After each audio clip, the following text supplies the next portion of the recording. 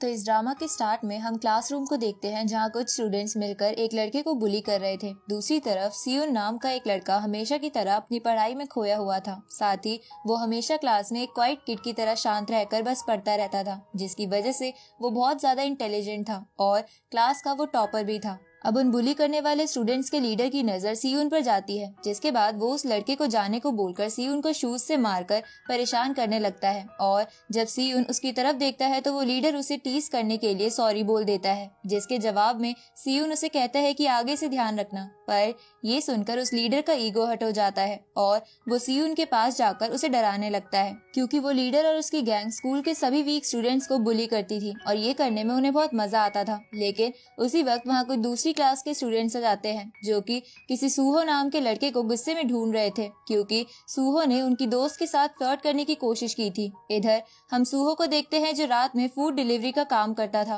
और दिन में क्लास में बस सोता रहता था, क्योंकि वो एक फ्री माइंड वाला लड़का था, इसलिए उसे पढ़ाई की इतनी चिंता नहीं थी। साथ ही सूहो एक प्रोफेशनल फाइटर भी रह चुका था, जिसकी वजह से वो क्लास की हर फिजिकल एक्टिविटी में टॉप पर आता था। अब सूहो जब देखता है कि वो स्टूडेंट्स उसे ही ढूंढ रहे हैं तो सूहो पहले तो उन्हें समझाने की कोशिश करता है कि इसमें उसकी कोई गलती नहीं है, वो लड़की ही उसके पीछे पड़ी थी। पर वो स्टूडेंट्स नहीं मानते और सूहो पर अटैक कर देते हैं। तो सूहो एक प्रोफेशनल फाइटर होने की वजह से एक एक कर उन्हें बहुत बुरे तरीके से पीट देता है, जिसे देखकर क्लास के सभी बुली करने वाले बच्चे सूहो से डर जाते हैं। आगे हम सियोन के फादर को देखते हैं जो कि अपने काम से 2 वीक्स के लिए बाहर जा रहे थे, पर सियोन को इससे कोई भी फर्क नहीं पड़ता, क्योंकि उसके पेरेंट्स कुछ सालों पहले अलग हो गए थे और तभी से सियोन की रेगुलर लाइफ में बस पढ़ाई ही रह गई थी, क्योंकि उसका कोई भी दोस्त नहीं था। इसलिए वो हमेशा बस पढ़ता रहता था, क्योंकि उसके पेरेंट्स चाहते थे कि सियोन हमेशा पढ़ाई में नंबर 1 रहे। पर सियोन हमेशा ही अपनी मॉम को मिस करता रहता था, क्योंकि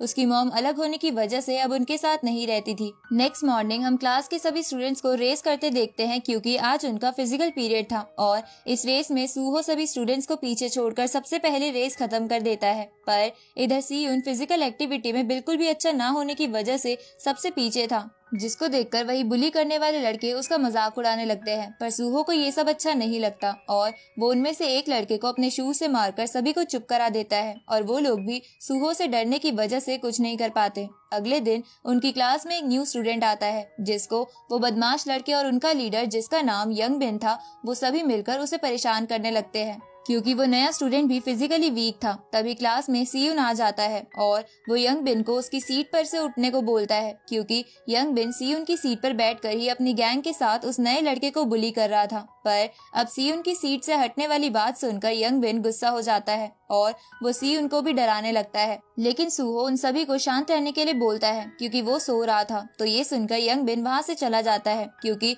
वो सूहो से पंगा नहीं लेना चाहता था। आगे हम यंग बिन और उसके दोस्तों को क्लब में देखते हैं, जहाँ वो सियोन को सबक सिखाने के बारे में बातें कर रहे थे। इसलिए वो डिसाइड करते हैं कि वो लोग सियोन को उसके एग्जाम में पास ही नहीं होने देंगे, क्योंकि सियोन को अपनी पढ़ाई से काफी लगाव था। इसके बाद वो लोग किसी नशीली चीज से स्मोकिंग करने लगते हैं। नेक्स्ट मॉर्निंग सभी स्टूडेंट्स का टेस्ट होता है, जहाँ यंग बिन उस नए स्टूडेंट को अकेले में ले जाकर डराते हुए उसे कोई चीज सियोन के ऊपर लगा देने को बोलता है, जिसे वो नया स्टूडेंट ना चाहते हुए भी करने के लिए मान जाता है, क्योंकि उसके पास कोई और चारा नहीं था। इसलिए वो एग्जाम के टाइम उस चीज को सियोन के गर्दन पर लगा देता है, जिसके इफेक्ट से एग्जाम के दौरान सियोन को चक्कर आने लगते हैं, जिसकी वजह से उसे एग्जाम के क्वेश्चन भी साफ नहीं दिख रहे थे। इसलिए वो भागते हुए वॉशरूम में अपने फेस को पानी से धोने के लिए जाता है और जब वो वापस आता है तो वो बहुत गुस्से में था, जिसके कारण उसे आंसर भी अच्छे से याद नहीं आ रहे थे। तभी उसे अपनी गर्दन पर वो चीज मिल जाती है और वो समझ जाता है कि ये किसका काम है। इसलिए सियोन पहली बार अपने ऊपर से कंट्रोल खोकर गुस्से में यंग बिन और उसके साथियों की तरफ बढ़ता है, जहां वो सबसे पहले अपने माइंड में मैथमेटिकल इक्वेशन सोचते हुए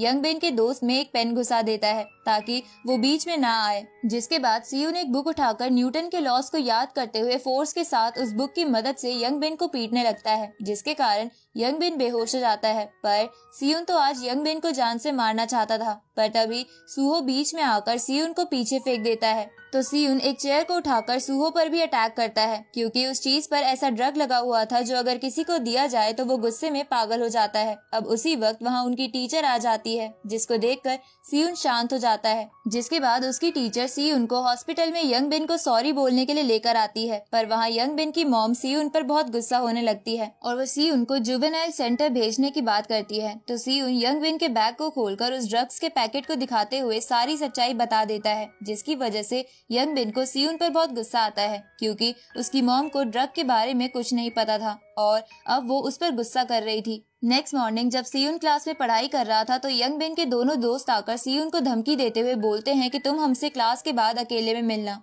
ये सुनकर सीयून बोलता है कि तुम्हें जो भी काम है अभी ही कर लेते हैं। इसके बाद सीयून उन दोनों को बाथरूम में ले जाता है और बाथरूम का डोर लॉक करके अपना पेन निकालकर एक साइको किलर की तरह उन्हें देखने लगता है, जिसकी वजह से वो दोनों बहुत डर जाते हैं। साथ ही ये भी समझ जाते हैं कि सीयून अब उन्हें मार भी सकता है। अब उनके चेहरे पर डर देखकर सीयून वहाँ से चला जाता है, जहाँ सीयून को ऐसा जाता देखकर सारी क्लास सीयून से बहुत इम्प्रेस हो जाती है। आगे वो नया स्टूडेंट सीयून से माफी मांगने की कोशिश करता है क्योंकि उसने बुली स्टूडेंट्स के कहने पर सीयून की गर्दन पर वो ड्रग चिट लगाई थी, पर सीयून उसे माफ नहीं करता, जिसकी वजह से उस नए स्टूडेंट को गिल्टी महसूस होने लगता है। इस तरफ यंग बिन एक बंदे को सीयून को मारने के लिए हायर करता है, जिससे यंग बिन ड्रग्स लिया करता था क्योंकि वो उसका कजन था। आगे हम स्कूल कैंटीन को देखते हैं जहाँ सीयून सूहो के साथ लंच कर रहा था, जहाँ वो अपने बिहेवियर के लिए उसे सॉरी भी बोलता है, जिसके बाद वो आपस में बातें करने लगते हैं। लेकिन बातें करते वक्त सीयून एक बार भी नहीं मुस्कुराता क्योंकि वो मुस्कुराना भूल गया था। इधर सभी बच्चे इन दोनों को साथ में देखकर हैरान थे क्योंकि सीयून पहली बार किसी के साथ बात कर रहा था। इसके बाद सीयून जब क्लास से बाहर आता है तो यंग बिन और वो बंदा अपने दोस्तों के साथ सीयून का रास्ता रोक लेते हैं, जिसके बाद वो उसे एक पंच करते हुए उसे अपने साथ कहीं लेकर चले जाते हैं। पर ये सब वो नया स्टूडेंट देख लेता है और सूहो को जाकर सब कुछ बता देता है। साथ ही वो सीयून की हेल्प करने के लिए भी बोलता है, जिसके लिए सूहो पहले तो नहीं मानता क्योंकि सीयून उसका कोई दोस्त नहीं था और उन्होंने बस साथ में लंच किया था। पर जब वो नया लड़का उसे सीयून की हेल्प के बदले पैसे ऑफर करता है तो सूहो इसके लिए तुरंत ही मान जाता है, जिसके बाद वो दोनों सूहो के स्कूटर में बैठकर सीयून को ढूंढने लगते हैं। दूसरी तरफ हम सीयून को देखते हैं जिसे वो सभी बंदे एक सुनसान जगह पर लेकर आ गए थे, जहाँ शुरू में तो सीयून अपनी इक्वेशंस और नॉलेज को इस्तेमाल करके उन सभी को पीटने लगता है, पर थोड़ी ही देर में वो सब मिलकर उस पर भारी पड़ने लगते हैं। पर तभी वहाँ सूहो आकर सीयून को बचा लेता है, जिसके बाद वो बंदा जिसे यंग बिन ने हायर किया था उसके और सूहो के बीच फाइट होने लगती है और इसी बीच यंग बिन और उसके दोस्त सीयून का हाथ तोड़ने की कोशिश करते हैं ताकि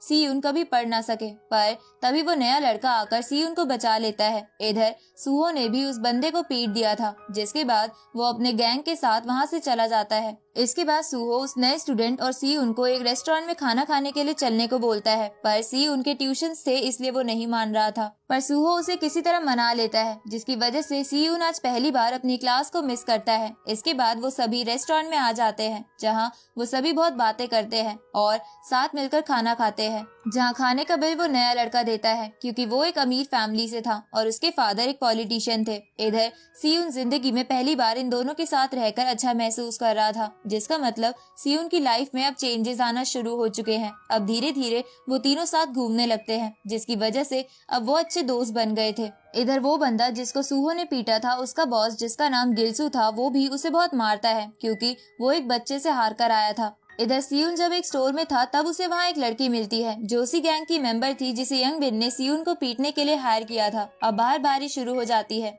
और उस लड़की के पास अम्ब्रेला ना होने के कारण सीयून को उसे उसके घर तक छोड़ने के लिए जाना पड़ता है, जहाँ रास्ते में वो दोनों एक रेस्टोरेंट में भी जाते हैं, जहाँ वो लड़की सीयून के फोन में जबरदस्ती अपना नंबर सेव कर देती है क्योंकि असल में वो लड़की दिल की बुरी नहीं थी और उसे सीयून अपने टाइप का लग रहा था। इसके बाद हम नेक्स्ट मॉर्निंग में क्लास को देखते हैं, जहाँ यंग बिन सीयून को अकेले में बात करने के लिए चलने को बोलता है, जहाँ सूहो और वो नया लड़का भी सीयून के साथ आ जाते हैं। जिसके बाद यंग बिन सीयून के सामने झुकते हुए उससे रिक्वेस्ट करने लगता है कि वो उसके मॉम को जाकर झूठ बोल दे कि वो ड्रग्स उसका नहीं था, क्योंकि यंग बिन की मॉम उसे बोर्डिंग स्कूल में भेजने वाली थी जहाँ वो नहीं जाना चाहता था। तो ये सब सुनकर सीयून उसके लिए मान जाता है, लेकिन यंग बिन उनसे झूठ बोलकर उन सभी को एक सुनसान जगह लेकर आ जाता है, जहाँ पहले से ही वो ड्रग्स वाला बंदा और उसका बॉस और उसके आदमी खड़े थे। साथ ही वहाँ वो लड़की भी होती है जिसकी लास्ट नाइट सीयून ने हेल्प की थी। अब वो बॉस सूहो को बोलता है कि अगर तुमने मुझे 3 दिन में 15 मिलियन नहीं दिए तो मैं तुम तीनों को मार दूंगा। वो बॉस ऐसा इसलिए बोलता है क्योंकि वो अपनी गैंग की मदद से उल्टे सीधे काम करता था और उसे अच्छा नहीं लगता कि किसी और ने उसके गैंग मेंबर को पीट दिया। लेकिन सूहो को वो आम सा गुंडा लग रहा था, तो वो बॉस सूहो के हाथ पर कट लगाकर बोलता है कि मैं कोई मजाक नहीं कर रहा हूँ। इसके बाद वो बॉस वहाँ से चला जाता है। जिसके बाद से वो सभी गैंग वाले बंदे इन तीनों पर नजर रखना स्टार्ट कर देते हैं कि इनका घर कहाँ है और ये कहाँ कहाँ जाते हैं। इधर सियुन छुपकर उस लड़की को कॉल करके मिलने के लिए बुलाता है, जहाँ वो लड़की उसे बताती है कि उसका बॉस बहुत ही खतरनाक है। तो सियुन पूछता है कि तुम उसके साथ काम क्यों करती हो और क्या तुम इस काम से खुश हो, जिसका जवाब उस लड़की के पास नहीं था, क्योंकि वो सच में इस काम से खुश नहीं थी, पर बॉस के डर की वजह से वो कुछ नहीं कर सकती थी। दूसरी तरफ सियुन का वो दोस्त जो कि बहुत अमीर था, वो अपने ही फादर की वॉच को चोरी करके उसे बेच देता है, जिससे उसे 15 मिलियन मिल जाते हैं। जिसके बाद वो सारे पैसे सियुन और सूहो को देने लगता है, पर सियुन इसके लिए मना कर देता है और वो बोलता है कि मेरे पास उस बॉस के बुरे कामों के खिलाफ प्रूफ है, इसलिए मैं उसके बारे में पुलिस को रिपोर्ट करने वाला हूँ। तभी हम पास्ट का एक सीन देखते हैं जहाँ उस लड़की ने सियुन को उसके बॉस के सभी गलत काम के बारे में बता दिया था कि कैसे वो नकली पैसे कमाने वाली ऐप से बच्चों के द्वारा सबका पैसा लूटता है और वो कैसे सबको ड्रग्स देकर उन्हें उसकी आदत लगवा देता है और वो कैसे बच्चों की स्मगलिंग करता है। प्रेजेंट में सूहो सियुन से बोलता है कि सिर्फ फोटो से पुलिस विश्वास नहीं करेगी, हमें उन्हें रंगे हाथों पकड़ना होगा। इसके बाद वो प्लान बनाने लगते हैं जहाँ सूहो बॉस के अड्डे के बारे में पता लगाएगा और सियुन वहाँ पुलिस को लेकर आएगा। अब सूहो उस लीडर के पास जाकर उसे उसके सारे काले कारनामों के बारे में बता देता है और वो उससे कहता है कि मुझे तुम्हारे सारे गलत काम पता चल गए हैं, इसलिए चलो तुम्हारे ऑफिस में चलकर बात करते हैं, क्योंकि मैं भी तुम्हारे बिजनेस में इंटरेस्टेड हूँ और मैं तुम्हारे बिजनेस को बढ़ा सकता हूँ, क्योंकि स्कूल में सब बच्चे मुझसे डरते हैं। ये सुनकर वो बॉस इसके लिए मान जाता है और वो सूहो के साथ कार में चला जाता है। जिसके बाद सियुन पुलिस को बुलाने के लिए भागता है और वो दूसरा लड़का सूहो के पीछे चला जाता है ताकि वो समय आने पर सूहो की मदद कर सके।